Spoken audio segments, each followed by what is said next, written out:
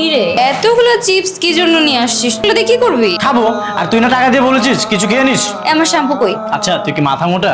এত কিছু কেনার পরে কি আর টাকা বাকি থাকে? জীবনে কিছু খাস নাই গরু কোথাকার? আমাকে দেখে তোর গরু মনে হয়? গরু থেকে অধম মনে হয়। যা আমার চোখের সামনে থেকে। ধর তোর শ্যাম্পু। আজকে থেকে তুই আমার বোন না। আপু তুই গেছিলি তুই সব টাকা নিয়ে উধার হয়ে গেছিস। পাঞ্জাবিটা কেমন হয়েছে দেখ তো। এর মধ্যে তোর কেনাও শেষ।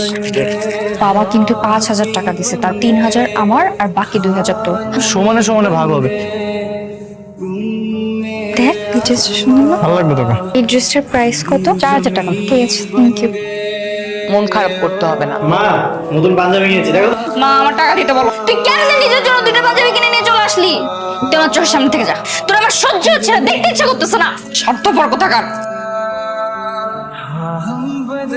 এই ড্রেসটা তুই কোথায় পেলি? আর শোন আপু, তোর ভাই স্বার্থ